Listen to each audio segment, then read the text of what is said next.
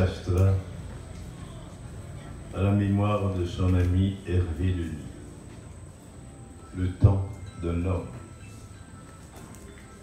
Le voilà, l'homme recroquevillé, au plus près de soi, de sa souffrance, occupant de plus en plus moins de place dans sa maison, une chambre, une chaise, un lit, pour en sortir au plus vite, comme un trait soulignant le mot vie, vidé de son sens, pour n'avoir au bout du compte plus de raison de communiquer, plus de pierres à lancer dans les marelles du printemps.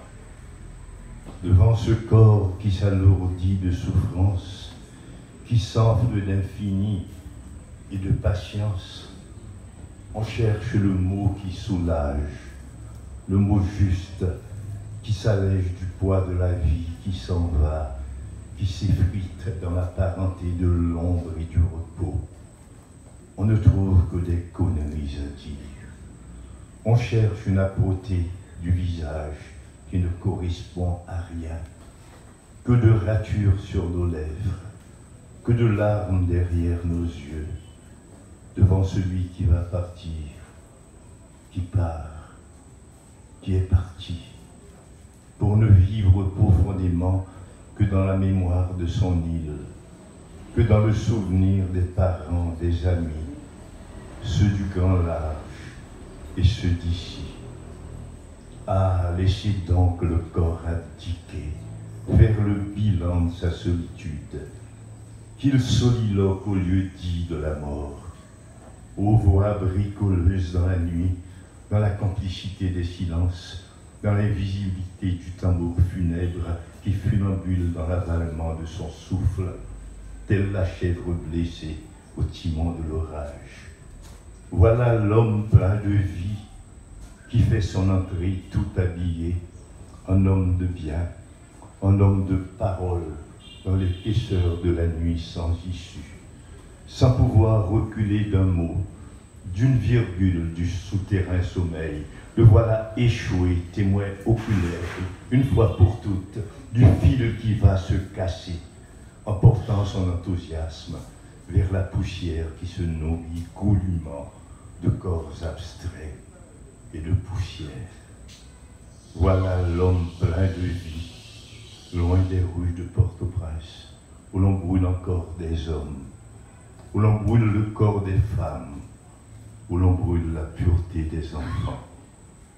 Mort anonyme ou mort familière, la même mort par la perte des mots, par la perte des corps, dans ce qui est mutilé dans l'agenda opaque de nos semblables. La mort calcule la distance entre nous et les mots effacés, avec des mots qui outrepassent le seuil, la béance. La mort s'emparant de notre ami, l'enlevant à la tendresse des siens, nous léchant l'effigie poreuse de son corps, loin des idolâtries et loin des futilités bavardes et des mondanités. Voilà l'ami affublé de l'ultime embrassement du temps. La terre le savoure, l'absorbe, la terre le dissimule pour l'assimiler aux choses de la terre. Il n'a plus droit au savoir, il n'a plus droit au rire. On lui tait sa mort médicamenteuse. On lui refuse la nudité du tombeau. On lui refuse l'écoute de son corps souffrant. On lui refuse le cheminement dans la terre. On lui refuse tout, parce qu'on voudrait le voir ouvrir une porte, aller vers le cœur morcelé d'une lampe à kérosène et souffler, donner vie à la tendresse d'une chambre. On voudrait le voir rire d'un rire franc et fou, donner vie à l'encre. On voudrait le voir dans l'intimité d'un livre où Marx vitupère. Tout cela pour ne pas le voir atteindre la nuit d'en dessous. Lui qui préféra le papier raturé des poètes au papier monnaie, afin de visiter en secret le poème à sa première respiration. Lui qui mit les gestes en mouvement et donna la parole au silence. Le silence du corps marque ses limites, qui sont celles de la chair arrachée aux os, arraché au mot de passe du sang. Mais l'homme, la plus belle aventure de la matière, l'homme pense, il jouit et il le sait. Il entend dans les mots le silence du matin, et dans les mots il hume l'odeur du pain qui cuit. Sa folie grand audible, la plus petite part de rêve, il peut imaginer. Et en imaginant, il laisse ses œuvres dans l'inachèvement, comme pour avoir recours à d'autres hommes. Il suffit maintenant à l'homme de rendre la terre habitable.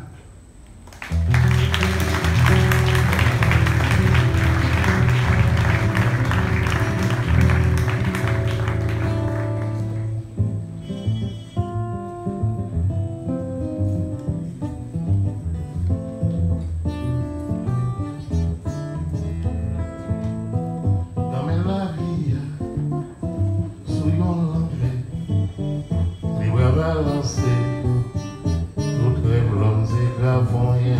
Comme la vie, soyons l'homme, les bras balancés.